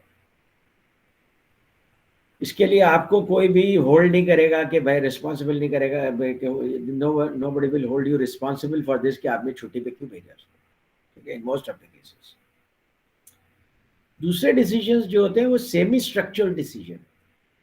سیمی اسٹرکچرل ڈیسیجن یہ وہ ہوتے ہیں جن کے اندر پالیسیز پروسیجرز کچھ تو ہوتے ہیں لیکن کچھ آپ نے اپنا دماغ لگانا ہوتا ہے, انٹیوشن لگانا ہوتا ہے. جیسے پروجیکٹ کے اندر آپ نے بوائلر ایکس برانڈ کا خریدنا ہے یا وائی برانڈ کا خریدنا ہے, ڈیزل جنریٹر ایکس برانڈ کا خریدنا ہے یا وائی برانڈ کا خریدنا ہے, یہ کانٹریکٹر اے کو دینا ہے یا کانٹریکٹر بی کو دینا. اس میں آپ کو کانٹریکٹر کے بارے میں جتنی بھی آپ نالج لے سکتے ہیں آپ لیتے ہیں, لیکن جب وہ ایکچولی ایگزیکیوٹ کرتا ہے تب آپ کو پتہ چلتا ہے کہ وہ کانٹریکٹر کیسا ہے, یا ڈیزل جنریٹر جب آپ ایکچولی رن کرتے ہیں تب پتہ چلتا ہے کہ وہ کیسا ہے. تو بزنس ڈیسیجنز کے متعلق ایک جو رول ہم کہتے ہیں وہ یہ ہے کہ you will never be fired for purchasing an I B M. یعنی اگر آپ نے لیپ ٹاپ خریدنا ہے اور آپ نے مہنگا لیپ ٹاپ خرید لیا ہے, آئی بی ایم کا لیپ ٹاپ خرید لیا, تو آپ کو کوئی فائر نہیں کرے گا اس بات کے اوپر کہ آپ نے مہنگا لیپ ٹاپ کیوں, کیونکہ آپ اس کی جسٹیفیکیشن دے سکتے کہ میں اس کی ریلائبلٹی ہے, ریپوٹیشن ہے, اس کی پرفارمنس ہے, اس کے ریفرنس ہے, that's why I purchase this. لیکن اگر آپ کوئی ایسا لیپ ٹاپ خرید لیتے ہیں جو ان برانڈیڈ ہے یا چائنیز ہے اور وہ آئی بی ایم کے ہاف پرائز پہ مل جاتا ہے, یو آر پرچیز مینیجر, کہتے ہیں کہ میں بہت بڑا کام کر رہا ہوں, ہاف پرائز پہ لے رہا ہوں, آپ خرید لیتے ہیں اور خریدنے کے بعد وہ پرفارم نہیں کرتا ہے, everybody will hold you responsible. میں آپ کو کس نے کہا تھا کہ آپ ان برانڈیڈ لیپ ٹاپ لیں, آپ کو کس نے منع کیا تھا کہ آپ آئی بی ایم نہ لیں. تو اس لیے جو پرسنل ڈیسیجنز لیتے ہیں اس کے جو ویریبلز ہوتے ہیں کسی اور طریقے سے ہوتے ہیں, اور جو بزنس ڈیسیجنز ہوتے ہیں یا پروفیشنل ڈیسیجنز ہوتے ہیں اس کے ویریبلز کسی اور طریقے. اور اسٹرکچرڈ انوائرمنٹ میں ڈیسیجنز کے رسک اسمال ہوتے ہیں, آپ آسانی سے لے سکتے ہیں. سیمی اسٹرکچرڈ میں بھی ڈیسیجن لینا اتنا ڈیفیکلٹ نہیں ہوتا ہے کیونکہ آپ کے پاس کمپیریزن کے لیے نمبرز ہوتے ہیں, جسٹیفیکیشنز ہوتی ہیں. مثال کے طور پہ آپ بوائلر کی پرائسز کو کمپیئر کر سکتے ہیں, ان کے ٹوٹل لائف سائیکل کاسٹ کو کمپیئر کر سکتے ہیں, آر او آئیز کو کمپیئر کر سکتے ہیں, اور پھر آپ ڈیسیجن لے سکتے ہیں on the basis of those numbers کہ I should go for boiler X. اور جب اگر آپ سے کوئی پوچھے کہ بھائی آپ نے یہ بوائلر کیوں, تو you will be having proper justification کہ میں نے یہ پورا کچھ پریزنٹ کیا تھا بورڈ کے سامنے, بورڈ نے سارے فیکٹس اینڈ فیگرز دیکھے تھے اور بورڈ نے اسے اوکے کیا. تو کیا ہے, آپ اپنے ڈیسیجن کو سیکیور کرتے ہیں, اپنے آپ کو سیو کر لیتے ہیں. ایک ڈیسیجن لیا جاتا ہے وہ انسٹرکچرڈ انوائرمنٹ. انسٹرکچرڈ انوائرمنٹ کا مطلب یہ ہے کہ اس کے یہ فیوچرسٹک ڈیسیجن ہے اور اس کے بارے میں آپ کو بہت کم معلومات ہے. مثال کے طور پہ آپ کی کمپنی چاہتی ہے کہ اپنا آپریشن سری لنکا میں اوپن کریں. بہت سے بہت کیا کریں گے, سری لنکا کے بارے میں کچھ انفارمیشن لیں گے آپ نیٹ سے اور دوسرے ذرائع سے, اور پتہ کریں گے کہ اس بزنس میں وہاں پہ کتنے کمپٹیٹرز ہیں, کیا ہے, اور پھر ایک دفعہ دو دفعہ آپ سری لنکا چلے بھی جائیں گے, گھوم پھر کر بھی دیکھ لیں گے. لیکن جب آپ ایکچولی سری لنکا میں جائیں گے اور بزنس اسٹیبلش کریں گے تب آپ کو پتہ چلے گا کہ پانی کتنا گیا. تو سب سے زیادہ جو ڈیفیکلٹ ڈیسیجن ہوتا ہے وہ انسٹرکچرڈ انوائرمنٹ کا، جس میں آپ کے انٹیوشن زیادہ ہوتی ہے اور انفارمیشن کم ہوتی ہے. آپ information as you can, but چونکہ ایک فیوچرسٹک ڈیسیجن ہے جس میں اتنی زیادہ انفارمیشن آپ کے پاس ہوتی نہیں. ایز اے ریزلٹ آپ کا ڈیسیجن جو ہوتا ہے اونلی ٹائم ول ٹیل آپ کا ڈیسیجن کیسا تھا. بہت سارے لوگ پھر جو اچھے ہوتے ہیں، جو جن کا دماغ اچھے طریقے سے کام کرتا ہے، اڈاپٹیو ہوتے ہیں، تو وہ پھر جب when they take a decision then they make it right. اگر انہوں نے ڈیسیجن لے لیا ہے کہ I am moving the business to Sri Lanka, then پھر وہ they will put every effort to make to prove that decision right. تو یہ بھی ایک کوالٹی ہوتی ہے چیف ایگزیکٹوس کی. تو سب سے زیادہ مشکل جو ڈیسیجنز ہوتے ہیں وہ انسٹرکچرڈ ڈیسیجن ہوتے ہیں، ہائی ویلیو ڈیسیجن ہوتے ہیں، ہائی رسک ڈیسیجنز ہوتے ہیں، اور فیوچرسٹک ڈیسیجن. اچھا، ڈیسیجن کیوں لیتے ہیں؟ ڈیسیجن اس لیے لیتے ہیں کہ کوئی اپرچونیٹی ہوتی ہے یا کوئی پرابلم ہوتا ہے، اس پرابلم کو آپ سالو کرنا چاہتے ہیں. میں نے یہ کوٹ خریدا، میں نے یہ کوٹ کیوں خریدا؟ کیونکہ ایک پرابلم ہے کہ سردیاں آ گئی ہیں. اب سردیاں آ گئی ہیں تو مجھے گرم کپڑے چاہیے. اب گرم کپڑے میں میرے پاس بہت سارے آپشنس تھے. ان سارے آپشنس کو ایویلیویٹ کرنے کے بعد میں نے یہ کوٹ خریدا. Decision making. تو سب سے پہلے کوئی اپرچونیٹی ہوتی ہے جس کو آپ کیپٹلائز کرنا چاہتے ہیں، یا کوئی پرابلم ہوتا ہے جس کو آپ سالو کرنا چاہتے ہیں. اب جب آپ پرابلم کو سالو کرنا چاہتے ہیں تو ایک بزنس سچویشن میں آپ کو پتہ ہونا چاہیے کہ پرابلم کا اسکوپ کیا ہے. کیونکہ پرابلم کا اسکوپ آپ جتنا بڑھاتے چلے جائیں گے وہ بڑھتا چلا جائے گا. لیکن آپ کو اس کو ایک باؤنڈیڈ ریشنلٹی کے ساتھ ایک ایسے اسکوپ میں رکھنا ہے جو مینیجیبل ہو، ریزنیبل ہو اور ریئلسٹک. تو آپ ڈیفائن کریں گے، مثال کے طور پہ آپ کا پرابلم ہے. اب اس پرابلم کے کئی سولوشنز ہیں. ایک سولوشن تو یہ ہے کہ اس پمپ کو نکال کر پھینک دیں، نیا پمپ خرید لیں. But that is very expensive. آپ کی کمپنی کہتی ہے نہیں بھائی اتنا ہم افورڈ نہیں کر سکتے، اسی کو کچھ کرو. اب پھر آپ دیکھتے ہیں کہ اس کے اوپر میں ریپیئر کیا کر سکتا ہوں. آپ کو پتہ چلتا ہے کہ مجھے شافٹ چینج کرنی پڑے گی، الائنمنٹ کرنی پڑے گی. اس کا امپیلر ٹھیک ہے لیکن میکینیکل سے مجھے چینج کرنی پڑے گی، بیئرنگس چینج کرنی پڑے گی. دین آئی کین لرن اٹ. جس کے اوپر کاسٹ جو ہے فرض کیجیے کہ نئے پمپ کی کاسٹ کے مقابلے میں 20% آتی ہے یا 15% آتی ہے. تو آپ جو ہے وہ سیکنڈ بیسٹ آلٹرنیٹیو اس لیے لے رہے ہیں کہ اس کی کاسٹ کم. اور یہ سارے چیزیں آپ کر رہے ہیں، ری ڈیزائن کر رہے ہیں، اس کے میکینیکل سیل بھی چینج کر رہے ہیں اور وہ چیزیں کر رہے ہیں، تو اس میں رسک تو انوالو ہے. یہ سارا کچھ کرنے کے بعد اف پمپ ڈیڈنٹ ورک تو you will be responsible as the manager of maintenance department. تو آپ کو سارے پریکاشنری اسٹیپس لینے پڑتے ہیں، ریلائبل وینڈرس کو آن بورڈ لینا پڑتا ہے، پرائس چیک کرنے پڑتے ہیں. تو آپ کے پاس کئی آلٹرنیٹیوز ہوتے ہیں. کسی بھی پرابلم کو سالو کرنے کا کوئی ایک طریقہ نہیں ہوتا ہے، بہت سارے طریقے ہوتے ہیں. So you need to look into کہ پرابلم کیا ہے. بعض اوقات بعض پرابلمز ایسے ہوتے ہیں کہ you live with that problem. یہ بھی ہوتا ہے، you decide to live with that problem. جیسے مثال کے طور پہ گرمیوں میں میرے گھر میں بہت لوڈ شیڈنگ ہوتی ہے، مجھے پرابلم ہوتی ہے.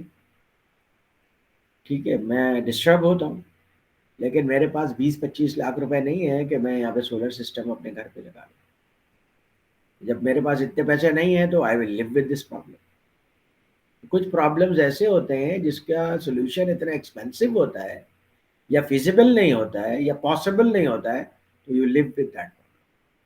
جیسے آپ بیگم کے ساتھ رہتے ہیں، ٹھیک ہے، you decide to live with that problem. کوئی آلٹرنیٹیو نہیں ہے. اگر آپ دوسری لے آئیں گے تو ہو سکتا ہے پہلی سے بھی زیادہ بری ثابت ہو. یہ بھی ذہن میں رکھیے کہ ڈیسیجن میکنگ میں بعض اوقات ایسا ہوتا ہے کہ you take no decision, you decide to live with the situation as it is. اور پھر اس کے بعد آپ کے سامنے کئی الٹرنیٹیوز ہوتے ہیں. آپ ان الٹرنیٹیوز کو آپ رینک کرتے ہیں، ان کو آپ دیکھتے ہیں کہ بھائی ان میں سے کون سا الٹرنیٹیو آپ کے لیے زیادہ بہتر ہے.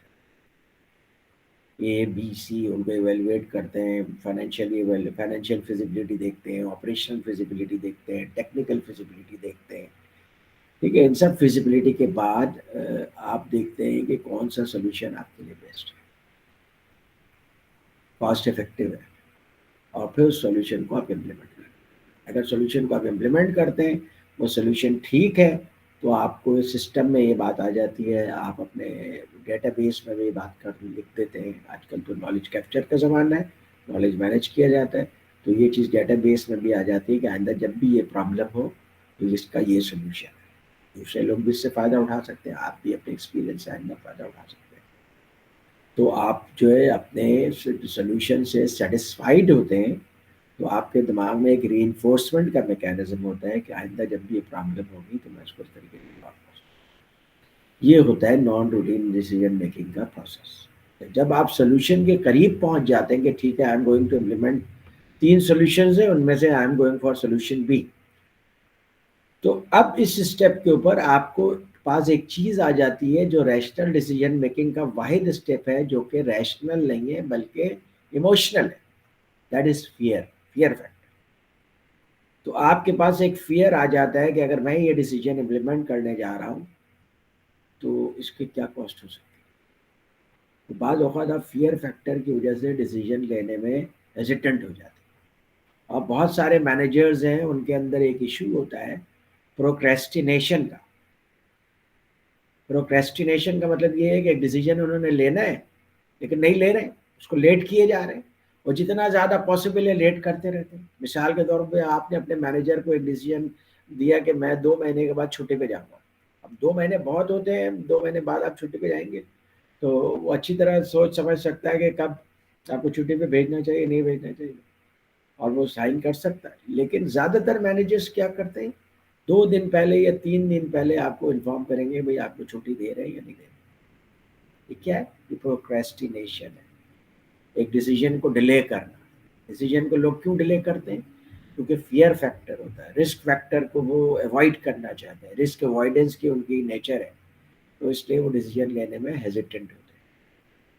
تو ایسے موقع پہ دے نیڈ سم سپورٹ, جیسے باس کی طرف سے سپورٹ آ جائے, یا ان کا جو وینڈر ہے وہ اس کو کانفیڈنس دے کہ بھائی یہ سولوشن آپ امپلیمنٹ کریں گے تو اس میں گارنٹی ہے, وارنٹی ہے, اسپیئر پارٹس بھی اویلیبل ہیں, تو it will not be an issue. اور یہ پہلے بھی کہیں پہ کیس اسٹڈی ہے موجود, وہاں پہ امپلیمنٹ ہوا تھا and they are happy with that.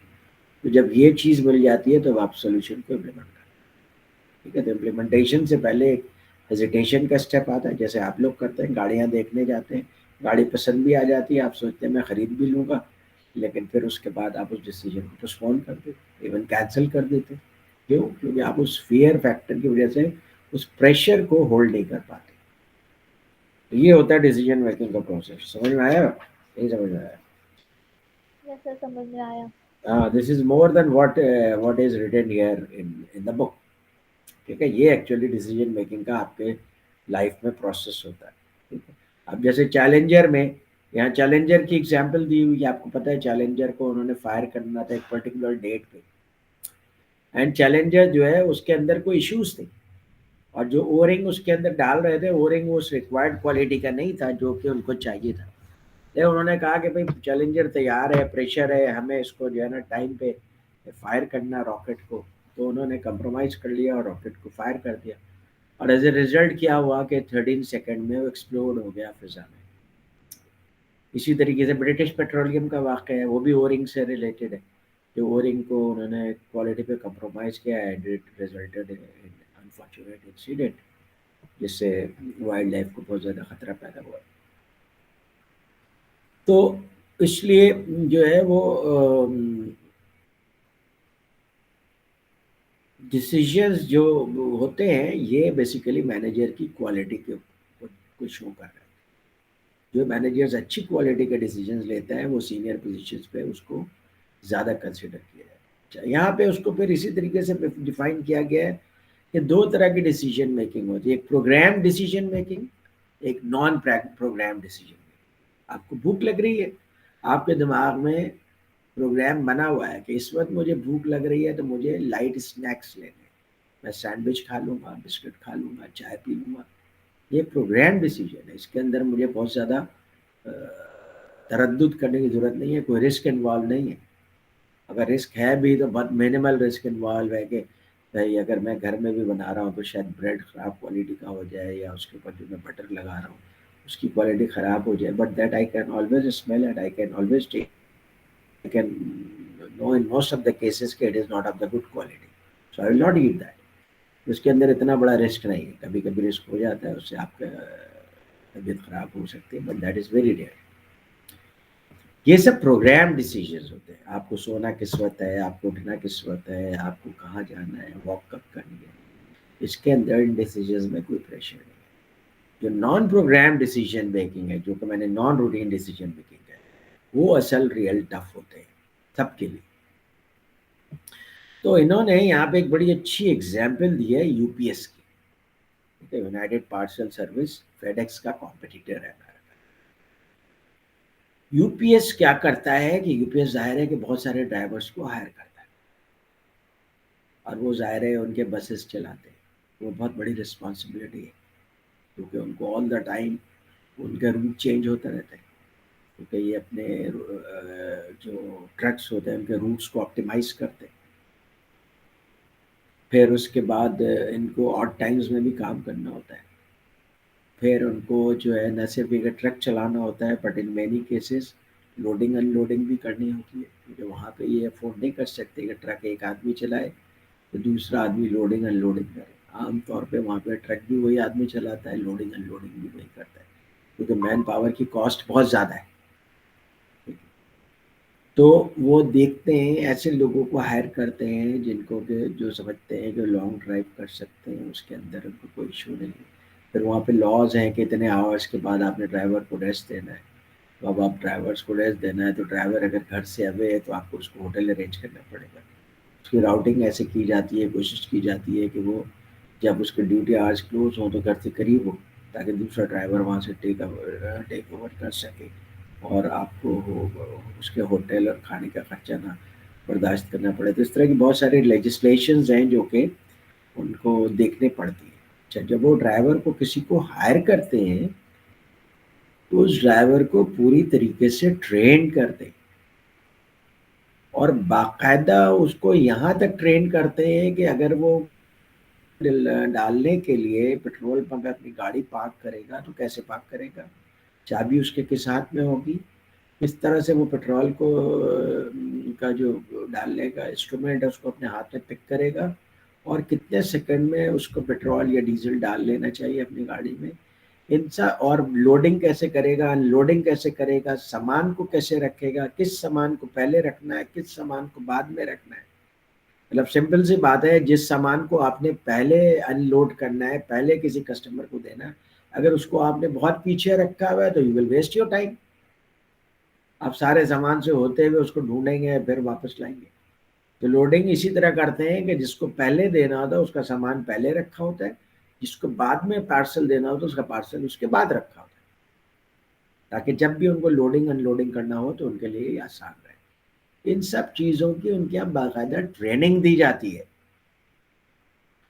اور ڈرائیورز ان کے بڑے ٹرین ہوتے ہیں, سیکنڈز تک میں ٹرینڈ ہوتے ہیں کہ کہاں پہ ہم نے گاڑی کو پارک کرنا ہے, کس طریقے سے ہم نے گاڑی کو چلانی ہے, کتنے اسپیڈ پہ چلانی ہے, کہاں پہ کیا رولز ریگولیشنز اپلائی ہوتی ہیں, یہ سب چیزیں. پھر ان کو کیا ہوا, جب یہ سینٹینیلز اور ملینیلز آئے تو ان کو ٹرین کرنا ان کے لیے بڑا ڈیفیکلٹ ہو گیا. وجہ اس کی یہ ہے کہ سینٹینیلز اور ملینیلز کو جب تک کہ کوئی چیز فزیکلی خود چیک نہ کر لیں وہ اس کو صحیح سے سمجھتے نہیں.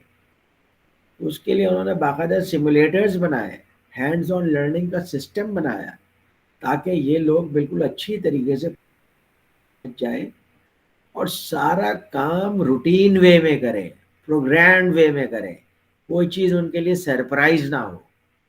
اور یہ امریکہ میں ایک خاص طریقہ ہے بزنس کرنے کا, کہ جتنے بھی لوگ جو کہ کام کے بزنس کے اندر کام کرتے ہیں, جو روٹین کام کرتے ہیں, ان کو باقاعدہ ٹریننگ دی جاتی ہے کہ آپ نے اس کام کو اسی طریقے سے کرنا ہے.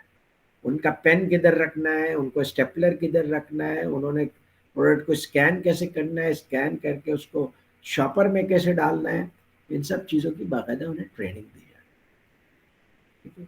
اور وہ اسٹینڈرڈ وے میں وہ اسی طریقے سے سروس دیتے ہیں. اس طرح سے ایک یونیفارم سروس ہے جو کہ آپ کو وال مارٹ پہ بھی ملتی ہے, آپ کو میک ڈونلڈ پہ بھی ملتی ہے, اور آپ کو ان کے اسٹار بکس پہ بھی ملتی ہے.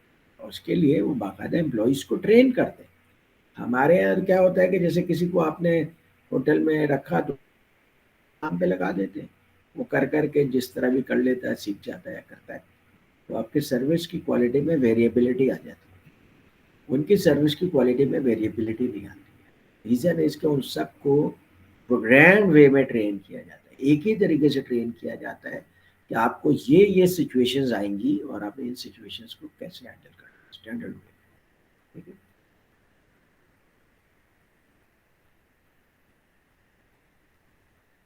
नॉन प्रोग्राम डिसीजन मेकिंग के बारे में आपको बता चुका हूँ, ठीक है। रीजन जजमेंट क्या होता है? रीजन जजमेंट ये होता है कि आपका दिमाग में एक तरीका है कि रीजनिंग करता है आपका दिमाग।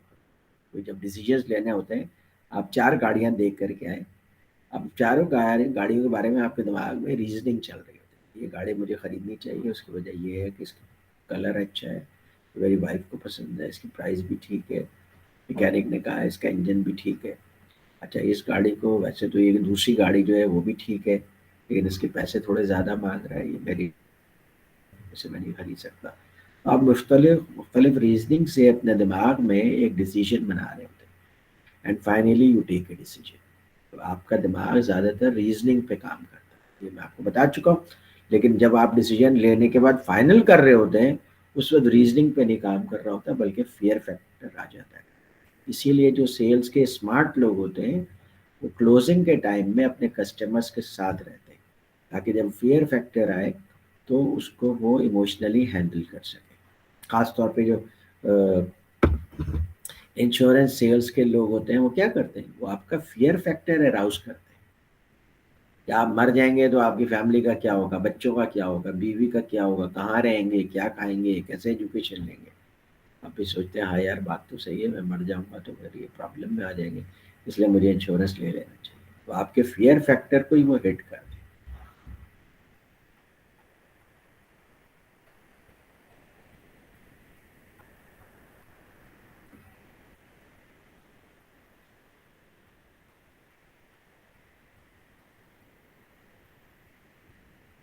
अच्छा जनाब,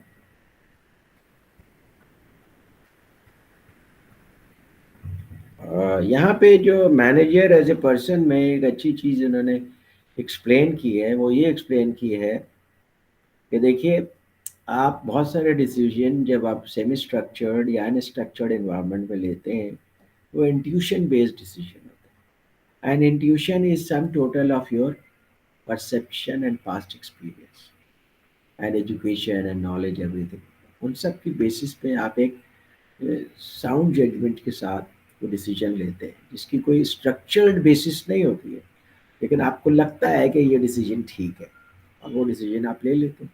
ख़ास तौर पे जब आप सीनियर पोजीशन के ऊपर होते हैं तो आपको इंट्यूशन बेस्ड डिसीजंस लेने होते हैं। जजमेंटल, आप जजमेंट करके अपने माइंड से एक डिसीजन लेते हैं। अच्छा, इंट्यूशन बेस्ड डिसीजन की भी क्वालिटी बाज़ लोगों की बड़ी अच्छी होती है और उनके डिसीजंस बड़े साउंड होते हैं। और बाद औक़ात ऐसा होता है कि एज सीनियर मैनेजर या चीफ एग्जीक्यूटिव आपको डिसीजन ऑन द स्पॉट लेना होता है। आपके पास इतना टाइम नहीं होता कि आप एनालिसिस करें, रिसर्च करें या डेटा को आप देखें और फिर उसके बाद डिसीजन लें। तो you have to take decision on the spot.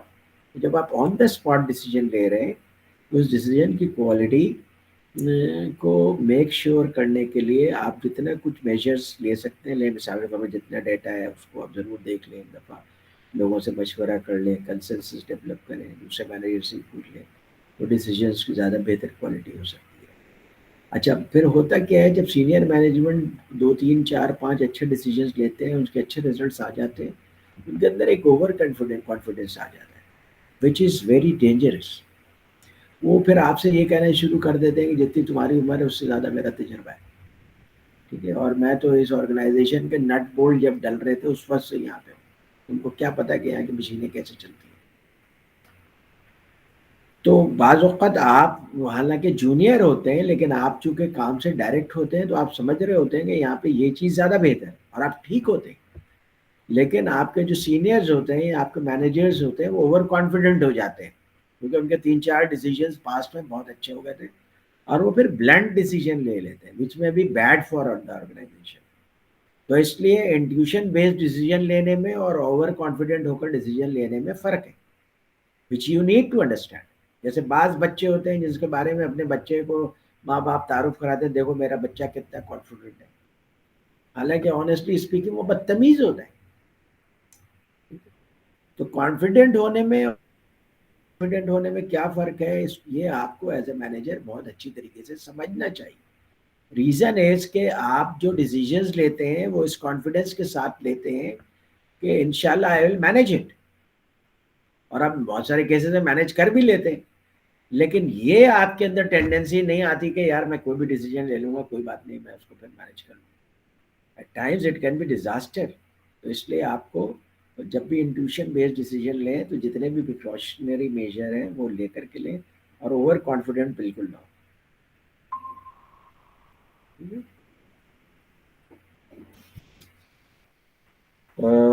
आज के लिए इतना काफ़ी है मेरे ख्याल में, या कुछ और डिस्कस करना चाहिए हमें? Yes, sir, काफी है। काफ़ी है ना? Yes, sir. मैंने तुम लोगों को बड़ी इंपॉर्टेंट बातें बताई हैं, पता नहीं तुम लोगों ने फील किया या नहीं किया, बट मैंने सर तुम काफी लोगों को इम्पोर्टेंट है और आगे इंशाल्लाह काम भी आएंगी। काम